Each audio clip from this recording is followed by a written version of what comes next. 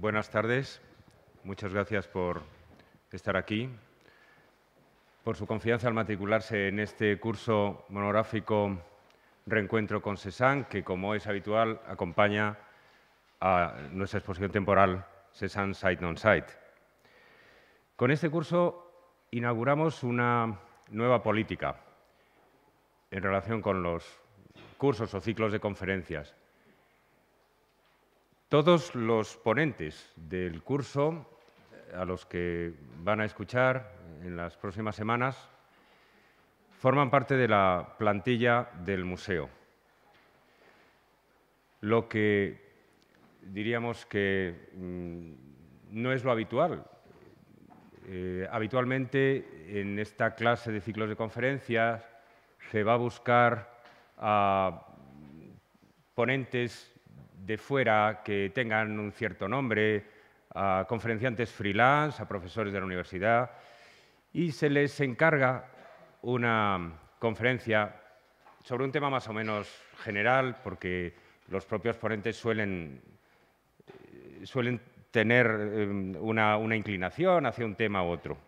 El inconveniente de este sistema es que, naturalmente, los ponentes contratados así no tienen ninguna relación entre ellos, ni tampoco con el proyecto de la exposición.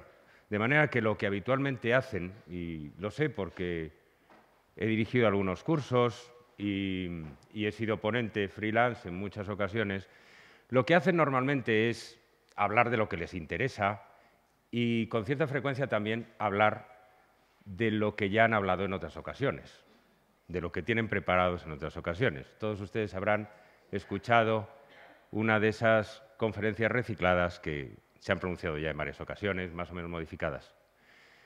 La organización y la producción de este curso responde a un patrón completamente distinto.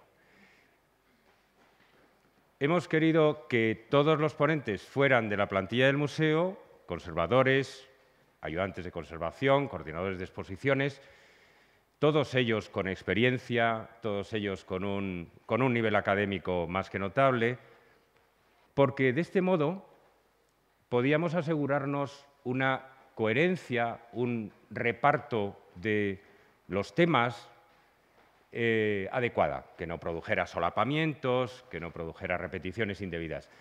De manera que hemos trabajado como en un seminario. Comenzamos hace unos meses discutiendo de qué temas se iba a hacer cargo cada uno de los ponentes, discutiendo cómo se iban a delimitar esos temas para que no hubiera solapamientos, y luego hemos tenido sesiones donde, digamos, había una puesta en común, cada uno de nosotros presentaba su propia ponencia y se discutía y recibía objeciones. Y yo espero que con todo eso, naturalmente, cada una de las ponencias haya ganado en calidad, en enfoque y sobre todo, quería decirles que en muchos sentidos la responsabilidad de todo el curso es colectiva. Todos somos un poco responsables de todo lo que van a decir también los demás, ¿no? Lo cual yo creo que es una garantía para ustedes, para el público, en el sentido de que no se va a tratar de hablar por hablar, con los consiguientes inconvenientes. Entonces, bueno, entre los ponentes, como ya han visto en el programa, está la comisaria técnica de la exposición, Paula Luengo, que conoce naturalmente muy íntimamente la exposición misma, porque la exposición es en buena parte obra de ella. Está la jefe de conservación de pintura moderna, Paloma Larcó, a la que conocen como comisaria de muchos otros proyectos de esta casa, y están otras personas, conservadores y ayudantes de conservación, que han trabajado sobre todo en el área de pintura moderna, que era la que correspondía a Cézanne. El conservador Juan Ángel López Manzanares, la ayudante de conservación Clara Marcellán y también la ayudante de conservación Marta Ruiz del Árbol. Bueno, lo que yo voy a hacer hoy no es lo que tiene menos pretensiones de todo el curso, porque no es exactamente una conferencia con pretensiones académicas, sino es lo que me corresponde como comisario de la exposición, una especie de paseo por la exposición, enriquecido con algunas cosas que no están en la exposición, pero nunca demasiadas para no dar la sensación de que nos ha faltado lo esencial y que solo hemos ofrecido cosas como marginales, ¿no? Entonces, me perdonarán si escuchan ustedes cosas que ya han oído, o bien en la prensa o han leído en el folleto de la exposición o en el catálogo. Cuando uno ha trabajado como comisario de un proyecto, es muy difícil terminar el trabajo e inventarse una historia nueva. Es prácticamente imposible. Entonces, es casi inevitable que uno repita cosas. Procuraré decirlas de otra manera y espero que el paseo sirva a los que ya han visto la exposición, quizá para añadirles alguna luz sobre algunas cosas, y a los que no hayan visitado todavía la exposición, por lo menos espero no disuadirles de visitarla. Voy a comenzar por lo que aparentemente es más distante de la exposición, lo que aparentemente tiene menos que ver con Cézanne y que, sin embargo, es más necesario de decir en primera instancia, porque tiene que ver con el título de la exposición, que supongo que es algo hermético, quizá algo pedante, quizá algo opaco, ¿no? Sight, non-sight. Cuando formulé el proyecto de la exposición hace un año y medio, Paula Luengo, la comisaria técnica, me preguntó: ¿piensas en serio presentar la exposición en el museo con el título Cézanne Sight Non-Sight? Y le dije: no, mujer, ¿cómo voy a hacer eso?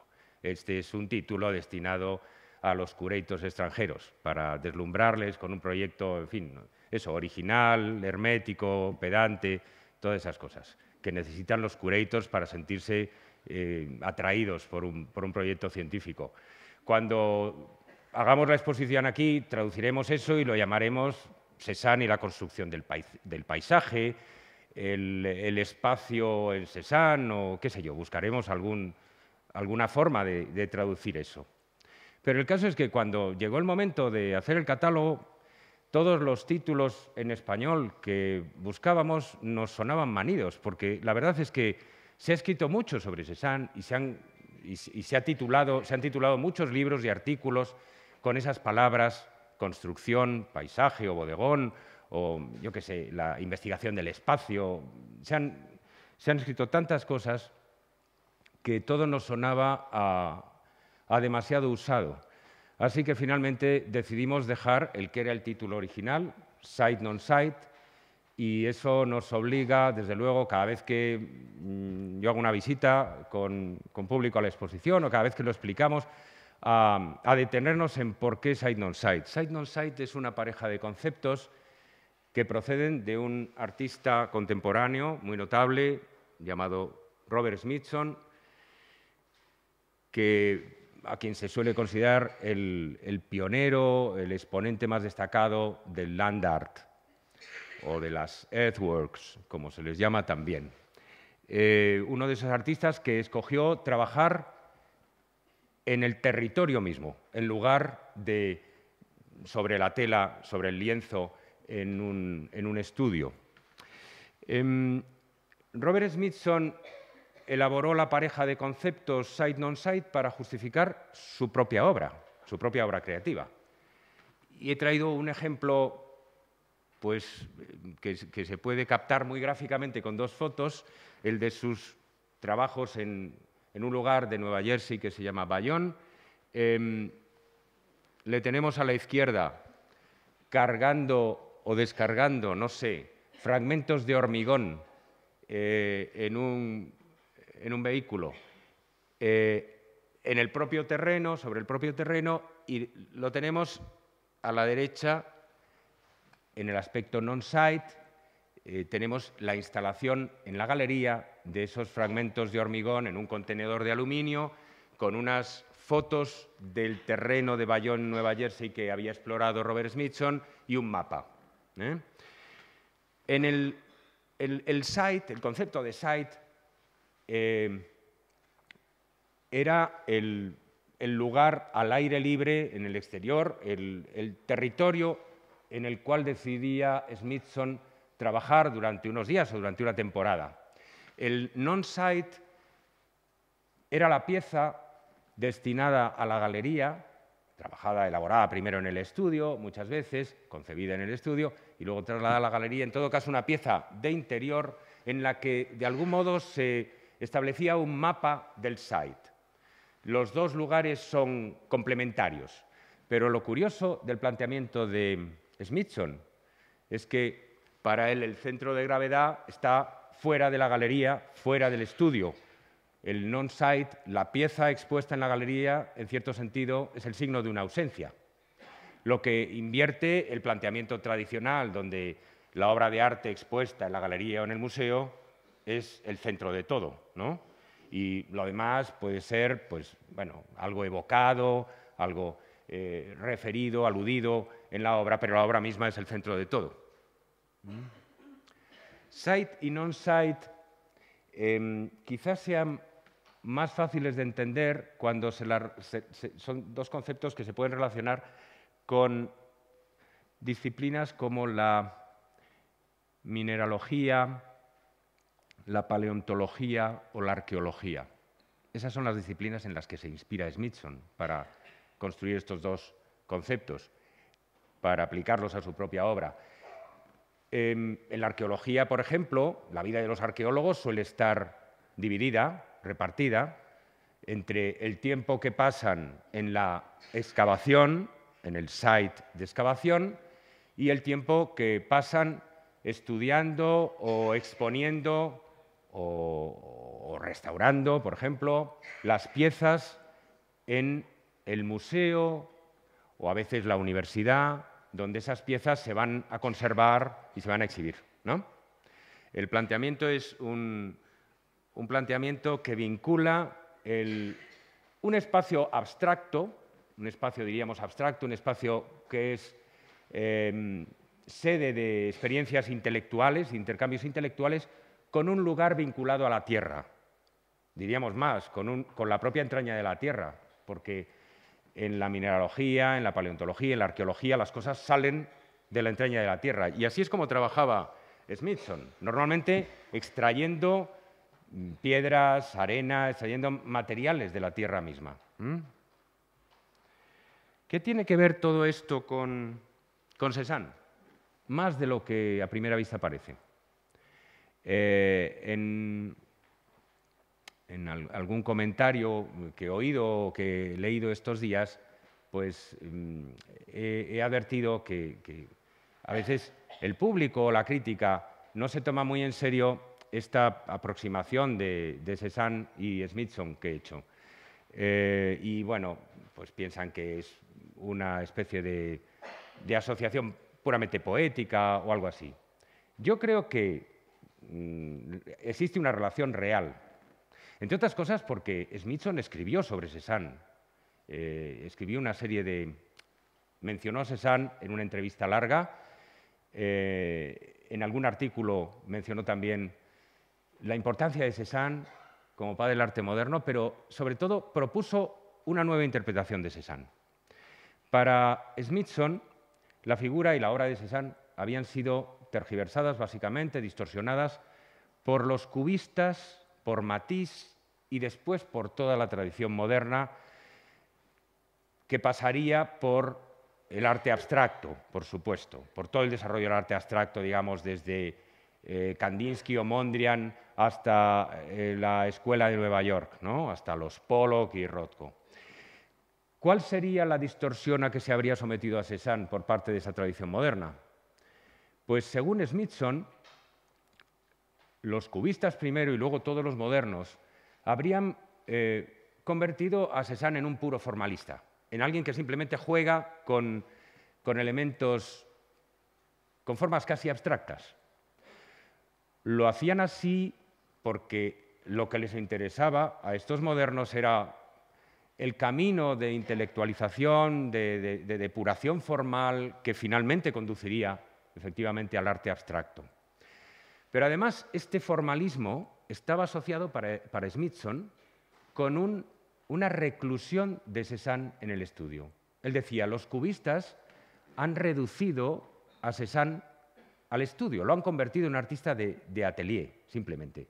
Como los cubistas eran artistas de atelier, eran artistas cuyo mundo se desarrollaba exclusivamente entre las cuatro paredes del estudio, era el mundo del velador, ¿no? Un paquete de tabaco, la botella, el vaso, el journal. Ese es el mundo limitado, maravilloso por otra parte, de los cubistas, pero un mundo como recluido y algo cerebral. Mientras que los cubistas y los modernos habrían hecho esta operación de reducir a Cézanne al estudio, decía Smithson, Cézanne era un artista profundamente vinculado a la tierra, profundamente interesado en ir a los lugares. Y habría que tener en cuenta esa voluntad y esa vinculación, lo que le ligaba a determinados puntos de Provenza, de su tierra natal, que había visitado, que había recorrido desde su juventud hasta sus últimos días, de su vida. Todo esto habría que tenerlo en cuenta a la hora de construir una nueva interpretación de Cézanne. Lo que Smithson quería decir no es que hubiera que descartar el estudio por completo. Él pensaba, y es natural, es verdad, que Cézanne es también, en parte, un artista de estudio. Es un hombre que pasa muchas horas en el estudio, que piensa muchas cosas en el estudio. Pero entenderlo solamente como un artista recluido en el atelier sería falsificarlo. Hay que reconocer en él las dos mitades, los dos polos de esa dialéctica, el interior y el exterior, el trabajo en el estudio y el trabajo al aire libre, que para Cézanne, como para los impresionistas, era naturalmente esencial. Aquí tenemos a los dos artistas trabajando al aire libre, Cézanne cargado con sus bártulos en una imagen muy icónica del artista impresionista que va al motivo con la mochila, y Smithson trabajando en el desplazamiento de espejos en Yucatán, que era una pieza en el site, algo que se instalaba en el terreno mismo. Aquí les tenemos en dos imágenes más convencionales como artistas de toda la vida, porque bueno, Cézanne está pintando en una de las fotos que hizo de él al final de su vida un joven artista, que es Xavier Roussel, y Smithson también está dibujando, está tomando apuntes de su propia creación. O sea, la paradoja es que, bueno, Cézanne está pintando un paisaje, está tomando por modelo un paisaje que no ha creado, pero Smithson está trabajando con un paisaje que él mismo ha creado. Su obra es ese paisaje, que es el Spiral Jetty, ¿no? La famosa pieza en la orilla del Gran Lago Salado de Utah. Entonces, el propósito de nuestra exposición tenía que ver con incardinar los paisajes de Cézanne en el lugar en que los había pintado, volver a vincularlos con el lugar y al mismo tiempo, desde luego, no olvidarnos del estudio, porque en el estudio de Cézanne sucedieron muchas cosas. La dialéctica entre estudio y aire libre, en Cézanne, como pintor del siglo XIX que trabaja todavía en la matriz de determinados géneros, la dialéctica estudio-aire libre se vincula, se relaciona con la oposición y la complementariedad entre las naturalezas muertas, que son un género de atelier completamente, es algo que se pinta en el estudio, y además es que el tema, diríamos, de la naturaleza muerta es la reflexión del artista en su taller, y por otra parte el paisaje, que para los impresionistas estaba identificado muy íntimamente, casi exclusivamente diría, con la práctica de la pintura al aire libre.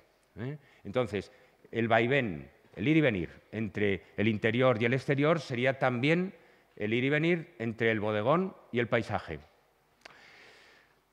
En esta foto tomada desde la colina de Lof tenemos inscrito a Cézanne en el paisaje. Una de las cosas que han hecho los organismos de turismo desde hace tiempo, todo el mundo que haya visitado, por ejemplo, Auvers, el pueblo cercano a París, donde pasó sus últimas semanas Van Gogh, recordará que ante cada uno de los motivos que Van Gogh pintó y que todavía se conservan, incluso ante los que no se conservan del todo, se pone una señalización, un cartel anunciando que, con una reproducción del cuadro que pintó Van Gogh delante de ese lugar, etc., ¿no? O sea, el terreno mismo se convierte en un museo, ¿no? El museo sale de sí, este es otro caso de dialéctica site-non-site. El museo es un lugar donde normalmente están cosas que proceden de otros sitios, que no han sido creadas para el museo. Tenemos en esta casa infinidad de cuadros de iglesias o de retratos que estuvieron en palacios o de paisajes que se pintaron sobre el terreno, en la naturaleza misma. Y todo eso está reunido aquí. Pero en este caso, lo que está en el museo, la obra, el trabajo del artista, se lleva al territorio. ¿Para qué? Para guiar a los turistas por el territorio como si se tratara de un museo. Hay un proceso curioso, paradójico, de reversión, de museificación del propio terreno, del paisaje, ¿no? Así es realmente sin el cartel. Esta es una de las primeras vistas de la Saint-Victoire que tuve cuando hice una reciente visita a Provenza, y la verdad es que no se puede transmitir con fotografías. Ya sé que esto puede sonar cursi o puede sonar falso, pero la Saint-Victoire produce una fascinación muy especial y produce un deseo de acercarse a la montaña. Se ve desde muchos sitios de las cercanías de Saint-Provence, desde cada punto es distinta y desde cada punto tenemos la necesidad como de acercarnos, andando o cogiendo un taxi o de la manera que sea, tenemos la necesidad de llegar hasta la montaña. Cosa que es laboriosa porque la montaña da la sensación de que siempre se aleja un poco, ¿no? De que siempre se aleja a medida que nos acercamos.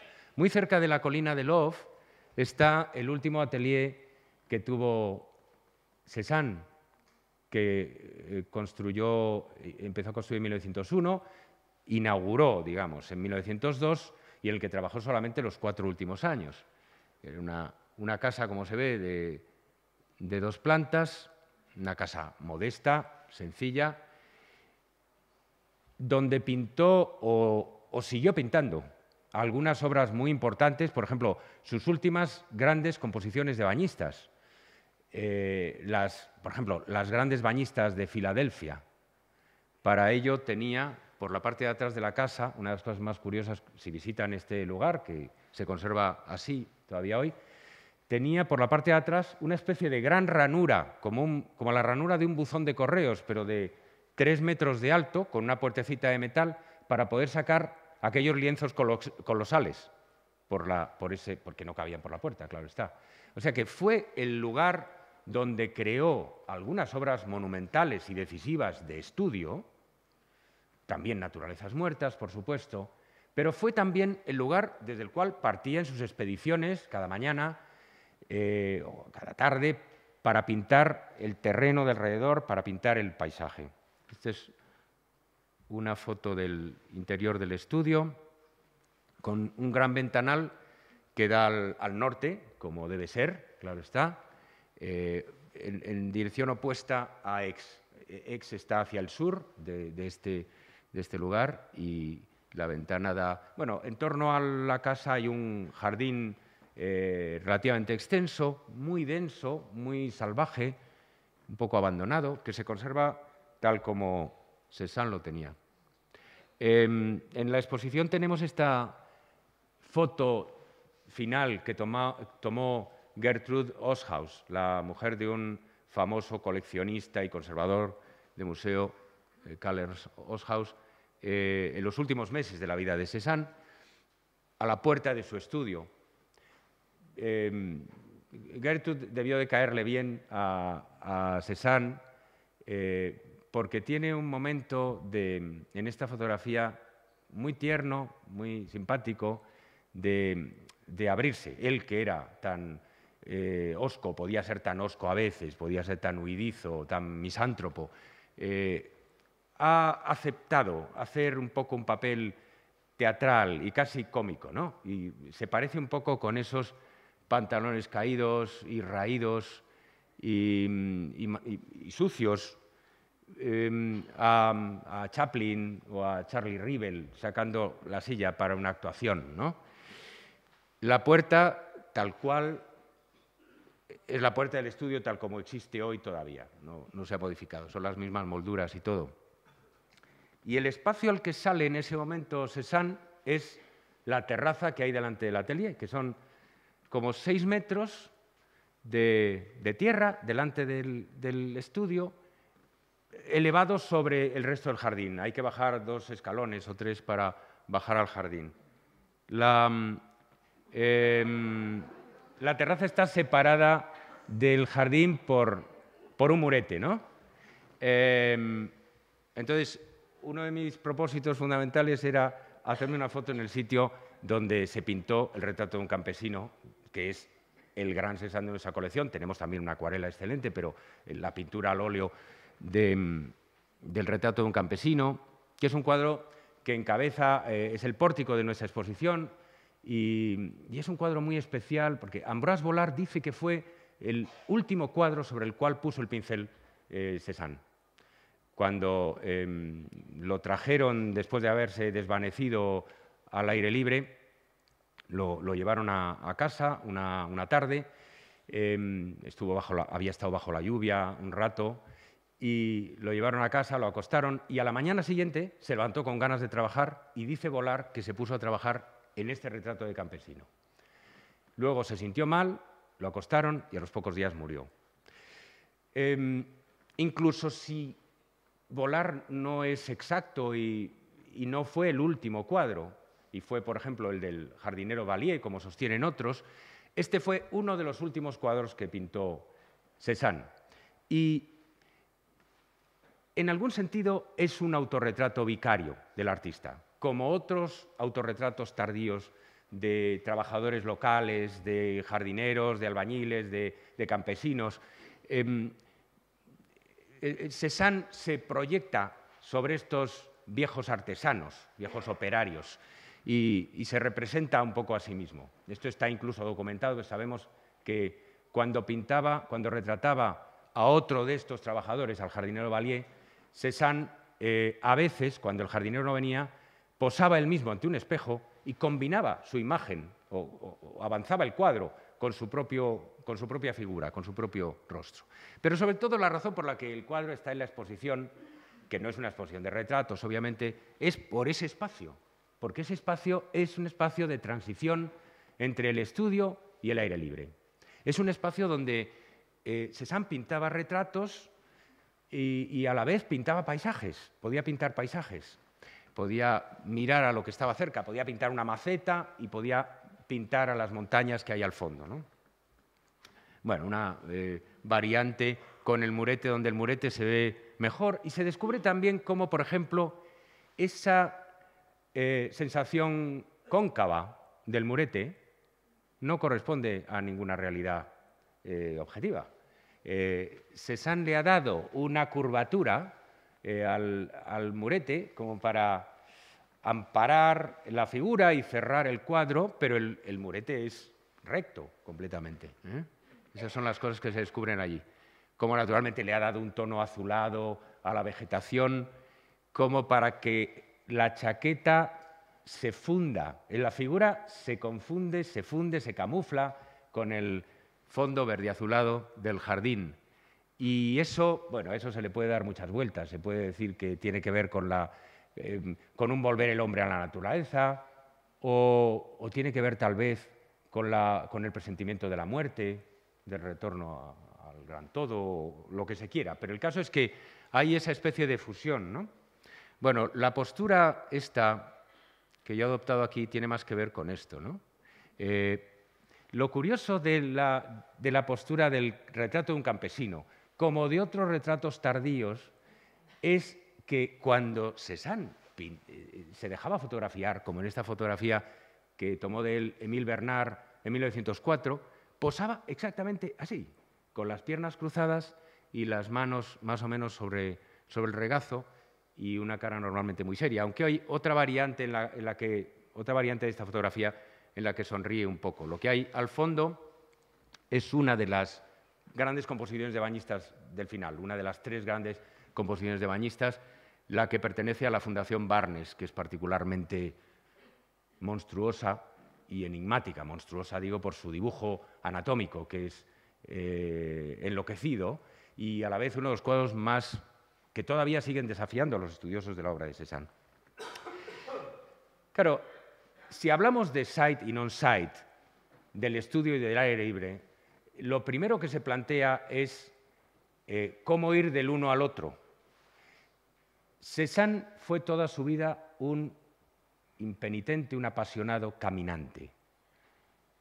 Desde los días de su juventud, cuando su principal diversión era explorar con sus amigos Solá, Numacos, Bay, las proximidades de Saint-Provence, irse a la cantera de Vivemus, bañarse en la presa, subir a la Saint-Victoire, hacer picnics en pleno campo.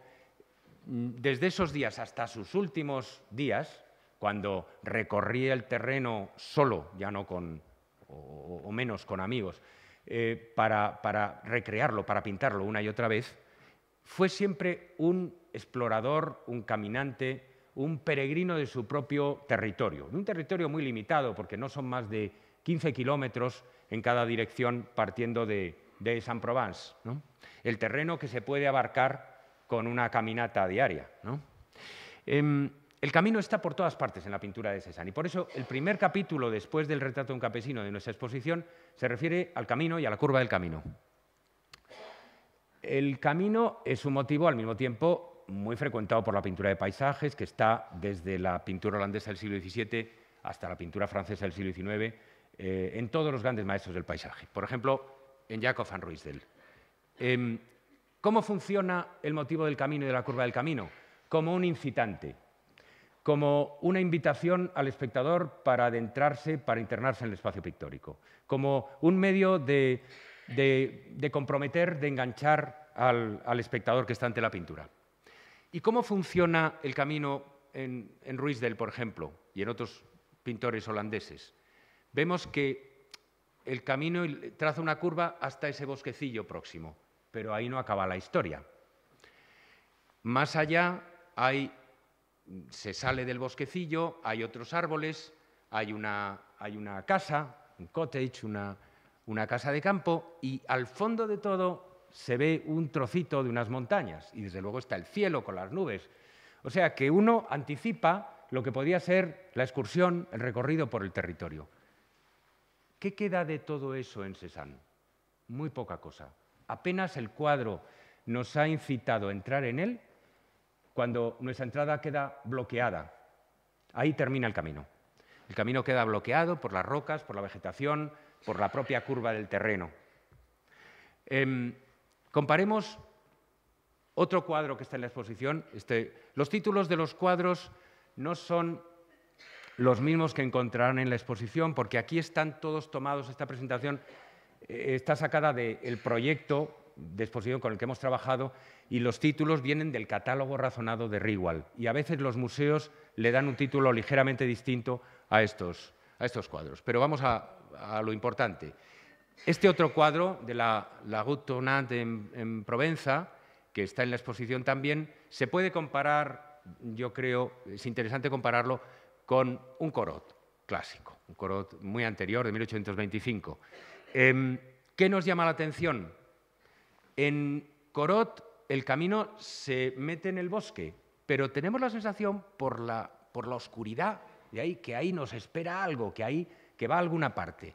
La route el camino de Cézanne verdaderamente se acaba ahí, se acaba en el centro del cuadro. Ha marcado casi como el contorno del final del camino ahí, aparte de presentar un camino más plano, como rampante, Cézanne, que no produce esa sensación de profundidad que estaba en primer término en Corot. Para Corot lo interesante era producir la sensación de inmersión, de profundidad. El camino de Cézanne es como una rampa que al final nos conduce a nada, al borde de un precipicio quizá. Hay muchos medios por los cuales el camino cierra el espacio en lugar de abrirlo, en lugar de adentrarse en él. Por ejemplo, comparando un cuadro que tenemos en la exposición, el de la izquierda, con un cuadro de Cézanne que nos hubiera gustado tener, pero que no hemos podido tener, por mucho que les hemos atormentado con nuestras peticiones, ¿verdad, Paula? Lo hemos debido pedir 5 o 6 veces con diferentes argumentos, pero Boston no es muy sensible a nuestros argumentos. En los dos casos, sobre todo en el caso de Boston, tenemos un modo muy ingenioso de cerrar el espacio mediante el propio camino. El camino, al estar atravesado, nos presenta la barrera de los árboles, la valla, las casas, todo eso, ¿no? Y eso nos impide adentrarnos en el espacio pictórico. En el caso de la Route Tournante de Boston, además, es como si el camino que entra en el pueblo vuelve a salir. O sea, no conduce a ninguna parte, ni nos permite tampoco entrar en interacción con las propias casas. No hay figuras, no hay ventanas abiertas, no hay nada. Es como un decorado impenetrable que se cierra ante nuestros pasos y ante nuestra mirada. En el capítulo del camino están algunas de las obras, hay alguna obra maestra excepcional, entre las cuales yo destacaría esta, la Route en Provence de la National Gallery de Londres, que es uno de esos cuadros que uno no se cree, yo todavía no me creo que nos hayan prestado, porque es un cuadro que se presta rara vez y que es inmensamente importante y que representa lo mejor de la mejor etapa de Cézanne. Cuando Cézanne conserva alguna espontaneidad del impresionismo, de la factura impresionista, pero al mismo tiempo adquiere un sentido de la forma, un sentido, esos volúmenes de las rocas que están como tallados en un bajorrelieve, del que los impresionistas carecían por completo, ¿no? Él recupera el sentido de la forma y entonces, verdaderamente en estos cuadros tiene una sensación de eso que él decía y sus admiradores decían tanto, de que había que hacer del impresionismo algo sólido como el arte de los museos, o recíprocamente, que había que rehacer a Poussin del natural. O sea, que él era el artista destinado a reconciliar el impresionismo con la gran tradición clásica. En la exposición tenemos también algunas obras del final, en este mismo capítulo, que son mucho más confusas, donde él es como si deshiciera lo que ha construido, ¿no? Y lo recondujera a veces al borde del caos, con cuadros inacabados, Juan Ángel López hablará de esto en una próxima conferencia, o cuadros sobretrabajados. Pero vamos a pasar al siguiente capítulo, que es muy distinto, pero que, en mi opinión, nos revela un nuevo aspecto de esta dialéctica side-non-side. El capítulo relativo a desnudos y árboles, a la relación entre los cuadros de bañistas de Cézanne y sus paisajes. Tenemos en la exposición 3 cuadros de bañistas de Cézanne, que a pesar de su formato reducido son los 3 muy importantes. Algunos de ellos son cuadros, 2 de ellos son cuadros que figuran en todas las monografías de Cézanne, en las historias del arte muy a menudo. ¿De dónde vienen estos bañistas? Vienen de algunas pinturas de tema erótico, a veces religioso, a veces mitológico, que Cézanne había pintado en su juventud con esa manera oscura, empastada, un poco melodramática de sus primeros años. Bañistas descansando, que tenemos en la exposición, el cuadro de la derecha, procede evidentemente de La tentación de San Antonio de 1870. Lo que pasa es que ese espacio cerrado, claustrofóbico, oscuro de la escena mitológica se ha cambiado por un paisaje que ya debe algo al impresionismo, en el que hay aire y luz y colores, ¿no? Aunque todavía las figuras tengan un claroscuro marcado. Pero quiero llamar la atención sobre un detalle. Fíjense en la figura que en La tentación de San Antonio, la figura de la tentadora de la esquina superior izquierda, que danza o se contonea frente a un santo un poco asustado, ¿no?, de su presencia, que parece retroceder. Esa pareja se repite en el cuadro que tenemos en la exposición, pero aquí se trata no de una tentadora que se contonea ante un santo, ante un eremita, sino de un señor que danza ante un árbol. O sea, la figura de San Antonio, que tenía detrás como una mancha verde que no se sabía bien qué era, se ha convertido en aparentemente un pino que estremece sus ramas, ¿no?, como si estuviera también un poco aterrado del desnudo de este señor. Hay otros casos de transformación de figuras humanas en árboles, en los cuadros de bañistas de Cézanne. Es más, yo diría que la metamorfosis vegetal es uno de los argumentos que nos sirven para entender, para guiarnos a través de las composiciones de bañistas de Cézanne.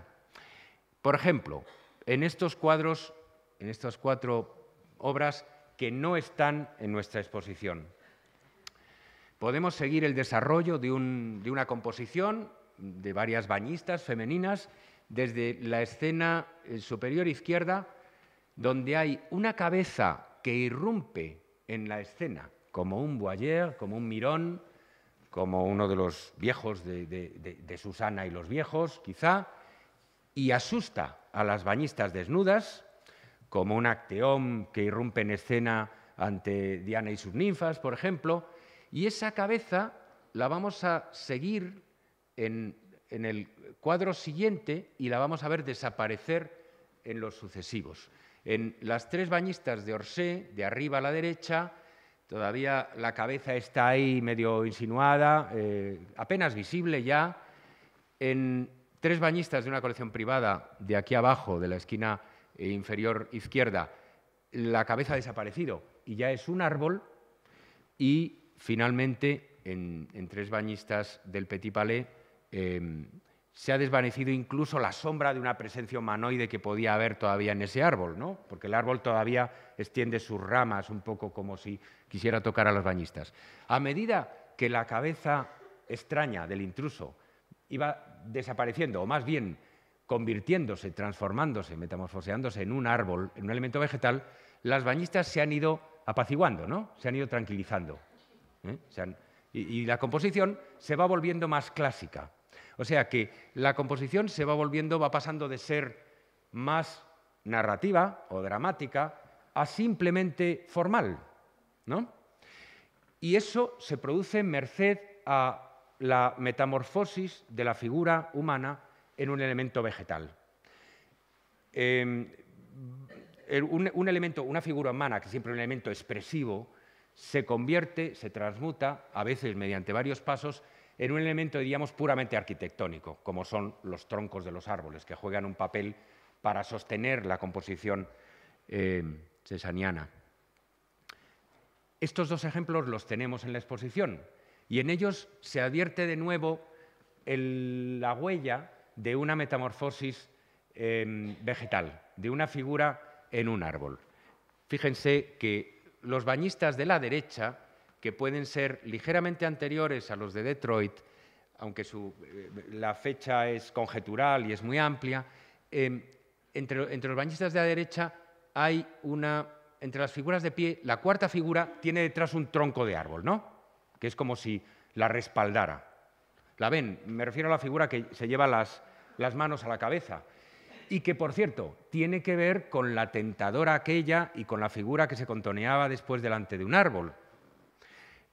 Ahora, si comparamos el cuadro con el de Detroit, veremos que esa figura sigue ahí presente, es la 4ª figura en el cuadro de Detroit y el tronco de detrás de ella ha desaparecido.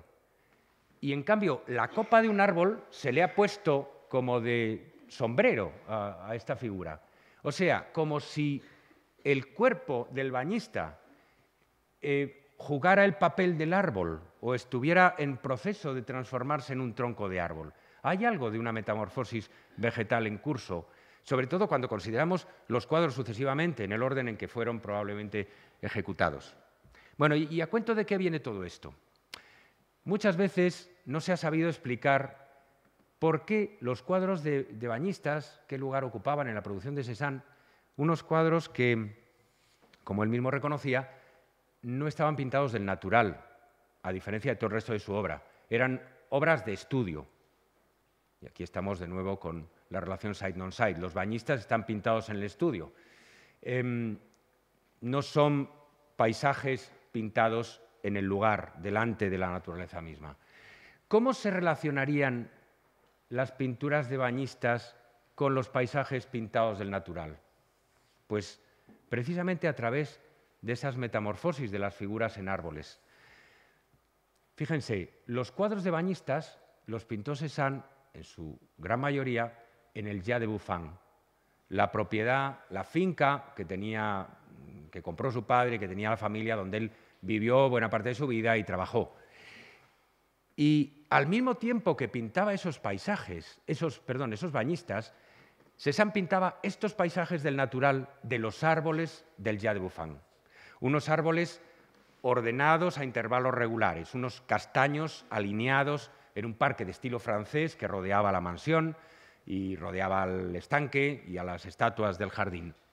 Cuando contemplamos estos paisajes del natural, tenemos la sensación de que son el escenario vacío de las pinturas de bañistas. Y comprendemos o imaginamos que quizá Cézanne pintó sus bañistas como una especie de complemento ensoñado, de complemento fantástico, de complemento imaginario para estas escenas pintadas efectivamente del natural.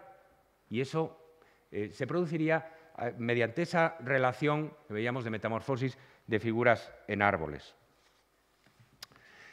El capítulo siguiente de nuestra exposición se titula El fantasma de la Santa Victoria, el fantasma de la Sainte Victoire, el fantasma de la gran montaña que domina Provenza y, desde luego, la obra de Cézanne.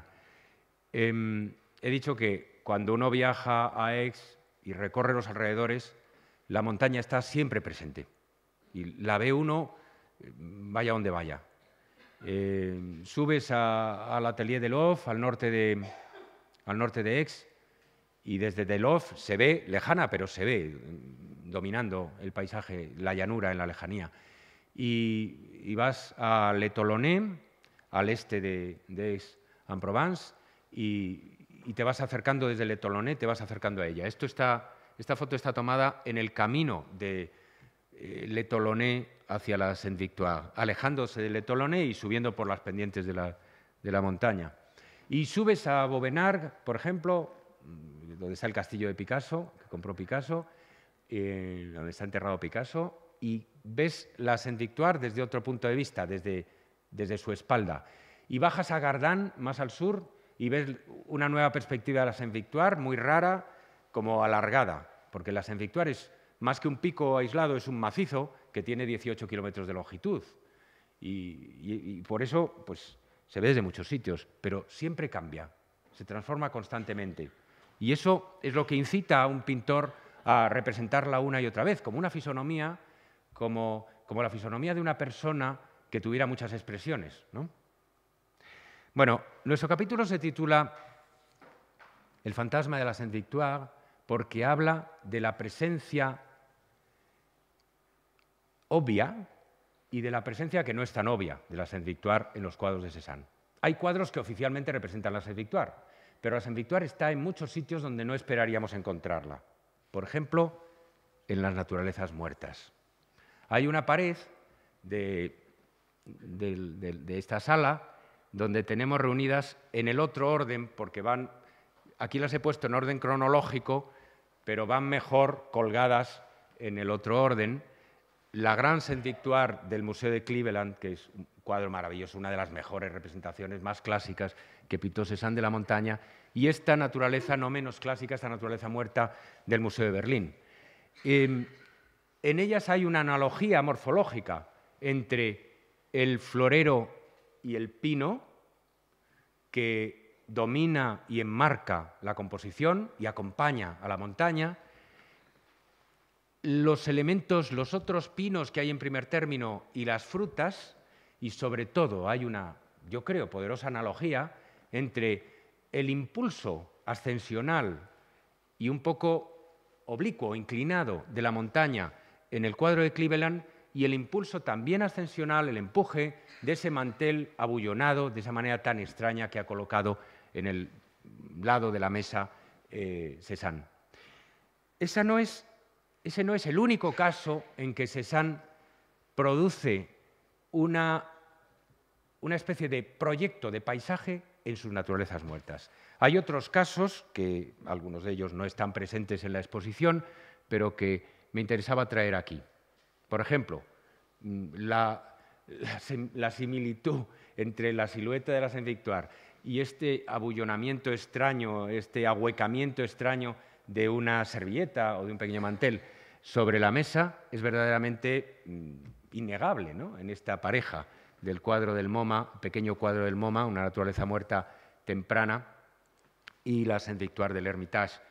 Con el agravante, además, de que, como en otras naturalezas muertas de los años 70, el final de los años 70, les pinta un fondo con un papel pintado de hojas que también apunta al paisaje. Hay un grupo de naturalezas muertas del final de los años 70, 78 al 80, en Cézanne, que tienen un papel pintado con ramas y hojas, y a veces le da un toque, un color azulado, con lo cual todavía refuerza más la sugerencia de un cielo abierto, como la tendencia a hacer desaparecer la pared del estudio y abrir un espacio más allá.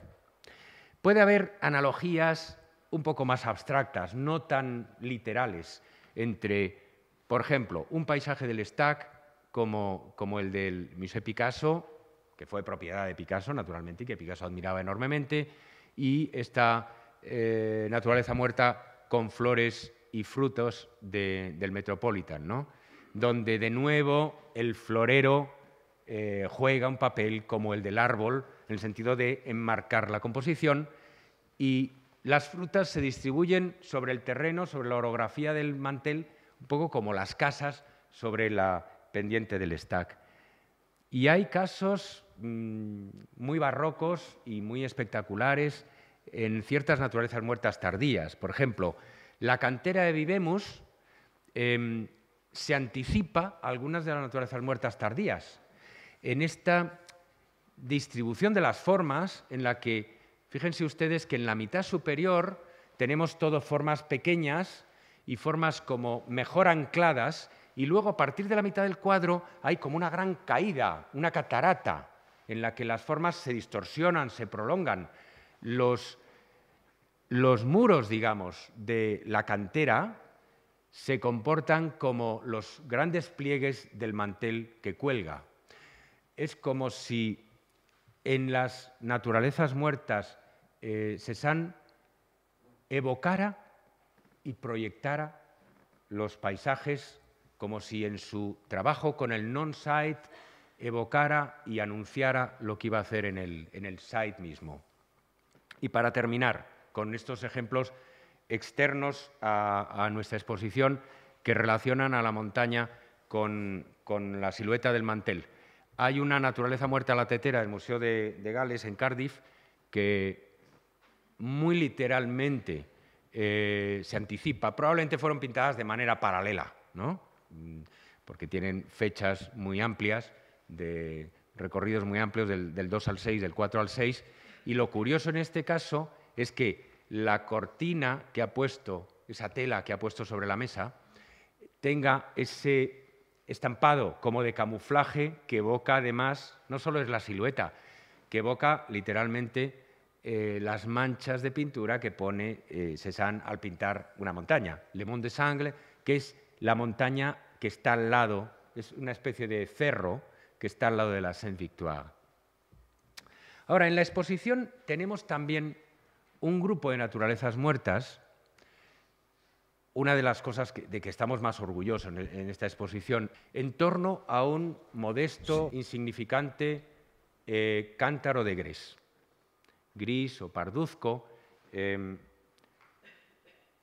pero estamos orgullosos, claro, porque conseguir 4 piezas de una serie así no es nada difícil, no es nada fácil, perdón, sobre todo cuando 2 de ellas proceden de museos públicos, pero 2 proceden de colecciones privadas que al principio, al comenzar el proceso de organización de la exposición, ni siquiera sabíamos su paradero, ni siquiera sabíamos dónde estaban, ¿no?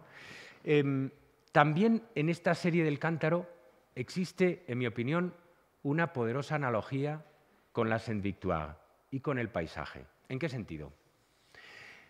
En los 4 ejemplos que tenemos de esta serie del Cántaro, el cántaro es un elemento fijo que los 4 cuadros tiene, aunque los 4 cuadros tienen distintos tamaños, tiene casi siempre el mismo tamaño y ocupa casi la misma posición. Es un elemento fijo, un centro de gravedad, en torno al cual se mueven los otros elementos.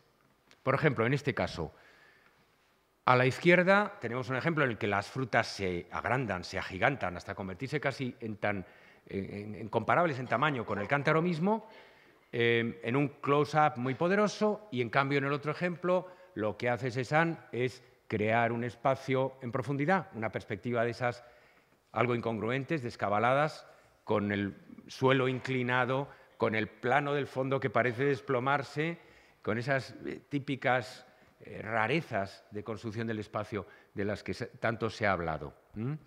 En los otros casos, pues, el espacio se dilata en horizontal, el cuadro está inacabado, o está, casi diríamos, solo comenzado. Hay muchas variantes, pero el cántaro permanece fijo. Cézanne ha tratado el cántaro como tratará, o como trata en esa misma época a la Sainte-Victoire, como un elemento creador de cosmos, creador de orden alrededor. El cántaro, aunque sea pequeño, tiene una forma redonda, una forma madre, es como un vientre materno, y se convierte en el fulcro, en el pivote en torno al cual gira ese pequeño universo, ese microcosmos que Cézanne recrea en sus naturalezas muertas. En ese sentido, la operación que está haciendo es, aunque sea a pequeña escala, comparable a la de su tratamiento de la Sainte-Victoire a través de tantos y tantos paisajes. En la pared de la exposición hemos puesto un poema de Wallace Stevens, Anécdota del cántaro, que explica muy bien esa transferencia de las cualidades del bodegón al paisaje y viceversa. El último capítulo de la exposición, si hemos venido hablando de cómo en la naturaleza muerta se proyectan cualidades del paisaje, cómo Cézanne, diríamos, incorpora el site al non-site. En el último capítulo de la exposición, en el último apartado, a lo que asistimos, inversamente, recíprocamente, es a cómo Cézanne proyecta en sus paisajes cualidades características del bodegón, cualidades características de la naturaleza muerta. O dicho de otro modo, cómo lleva al aire libre propiedades características del trabajo en el estudio. Sabemos que Cézanne era un artista controlador obsesivo de su trabajo en el atelier. Sabemos que colocaba minuciosamente sus naturalezas muertas, disponiéndolas, intentando diversas combinaciones, colocando los paños, como hemos visto, ahuecándolos, levantando las frutas y los platos con moneditas para que todo quedara exactamente según su criterio de la composición le exigía. Pero ese control, ese darle vueltas obsesivamente a la composición, no se puede trasladar literalmente al paisaje, porque los elementos del paisaje, cuando uno es un pintor, en principio naturalista, que pinta lo que ve, pues los elementos del paisaje están donde están. En la naturaleza, el pintor pierde el control del modelo y de su propia obra, en cierto sentido. Se ha hablado mucho de cómo los pintores al aire libre se ven sometidos a toda clase de imprevistos, ¿no? a medida que se mueven, empezando por el tiempo atmosférico y siguiendo por la luz y siguiendo por tantas cosas. Pero en los paisajes de Cézanne, quizá convendrán ustedes conmigo en que se advierte una necesidad y casi una obsesión por ordenar, por controlar los elementos del paisaje, por colocarlos en su sitio, por así decir. Casi del mismo modo en que colocaría los elementos de una naturaleza muerta. Eso se manifiesta, en primer lugar, en la gran composición de los planos. Algunos de los paisajes que tenemos en la última sala de la exposición están distribuidos como por franjas horizontales, en 3 franjas habitualmente, donde la franja primera suele estar vacía, juega como el papel de un proscenio, luego hay una franja muy ocupada, muy densa, donde están concentradas, por ejemplo, las construcciones, y finalmente el cielo. Y esto produce un ritmo tripartito, escalonado, que se ha llamado tabletop, porque es como el de la superficie de una mesa. Primero un plano más bien vertical, luego un plano horizontal y luego un plano vertical. O sea, que Cézanne está proyectando sobre un paisaje un orden cartesiano de planos horizontales y verticales, de coordenadas, que correspondería en realidad, naturalmente, al interior del estudio, más que al paisaje mismo. Ese tipo de construcción está un poco por doquier en la última sala de la exposición, lo verán echando simplemente una ojeada alrededor. Se puede ver un poco por todas partes. Y se consigue, naturalmente, sobre todo mediante la arquitectura. La arquitectura es un medio natural para el paisajista para ordenar el paisaje. Lo sabía Claudio de Lorena, lo sabía Poussin cuando construían sus paisajes clasicistas, enmarcándolos, por ejemplo, mediante arquitecturas clásicas, ¿no? Cézanne se sirve de las construcciones no para introducir la presencia humana. De sus casas nunca entra y sale nadie, nunca hay ventanas abiertas, nunca sale, o prácticamente nunca, sale el humo de la chimenea. No tenemos la sensación de que sean casas habitadas, sino son simplemente objetos, pero objetos regulares, poliedros, que ordenan, que imponen una huella racional en el paisaje. Quizá ningún caso sea tan claro como este, que es el de la obra maestra.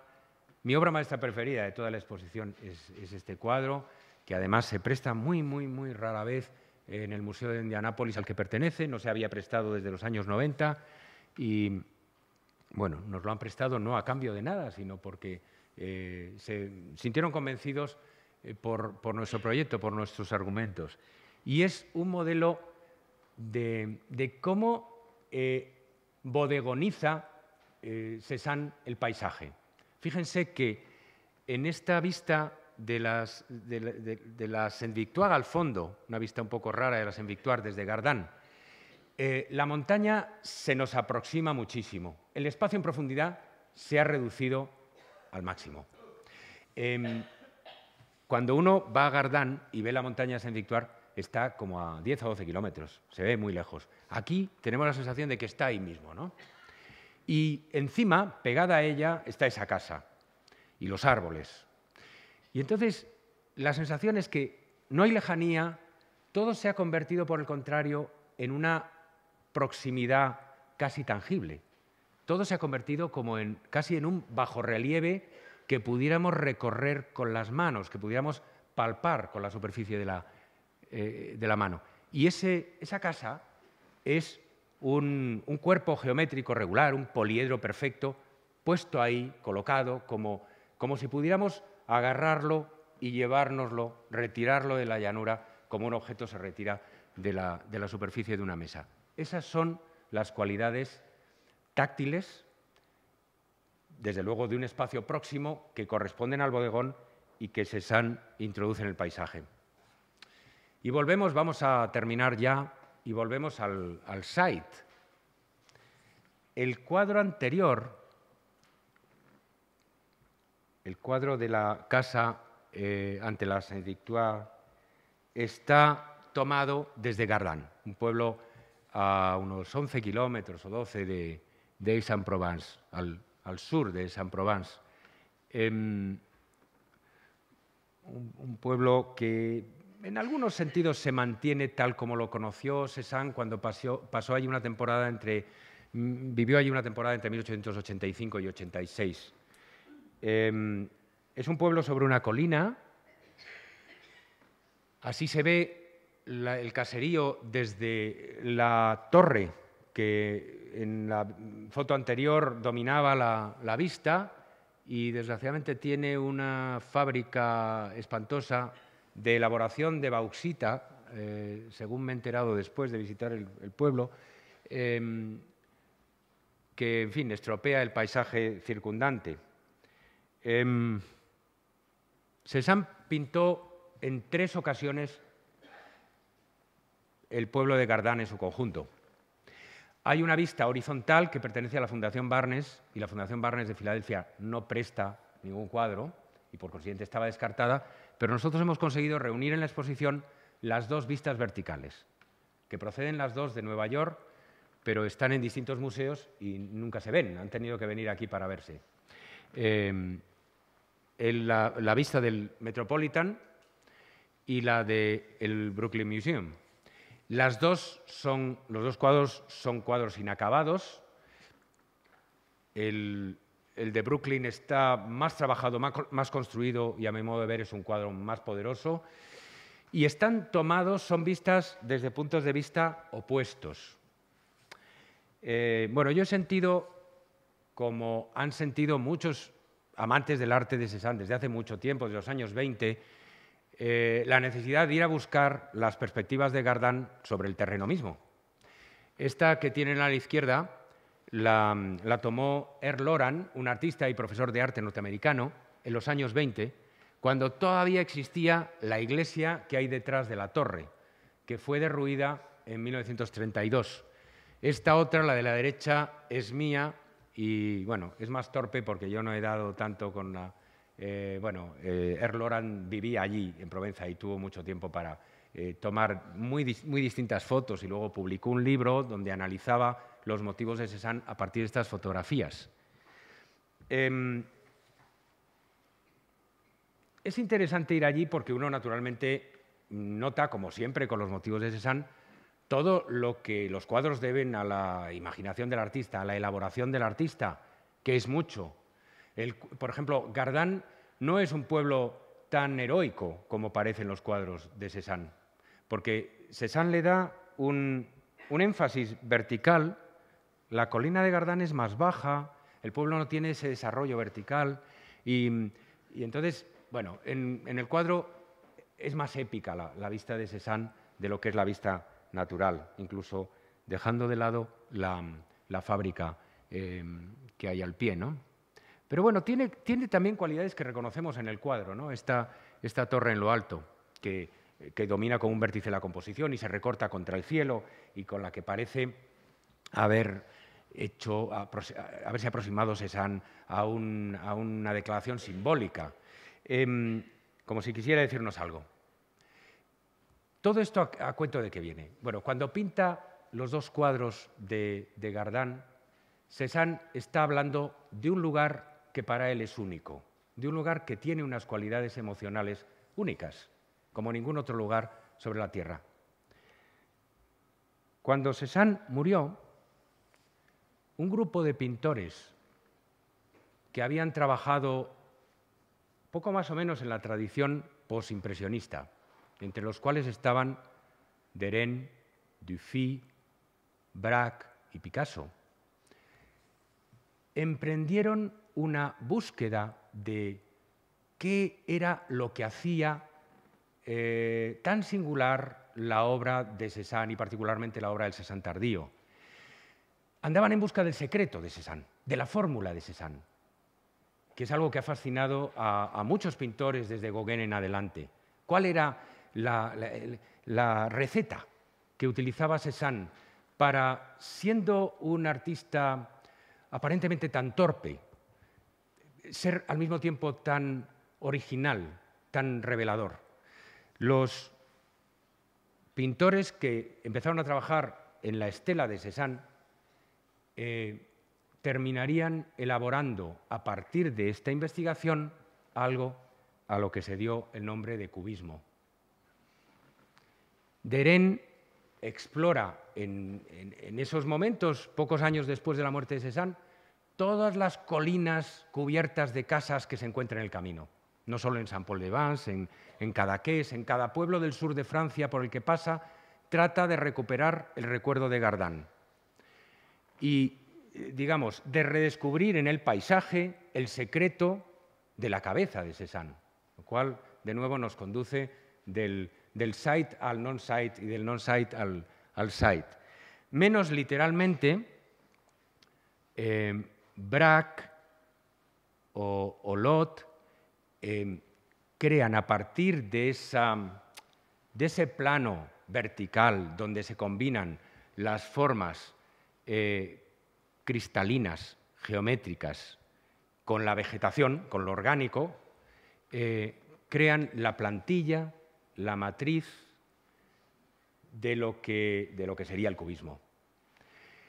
Pero al hacerlo así, estaban, como Smithson sostenía, en cierto sentido, al mismo tiempo que rendían homenaje a la figura de Cézanne, estaban desnaturalizando el mensaje cézanniano, porque Cézanne, al pintar sus cuadros de Gardin, como al pintar las vistas de la Saint-Victoire y todos y cada uno de sus paisajes, estaba hablando de un lugar que para él era único, al que le vinculaba una emoción única, unas vivencias, todo eso.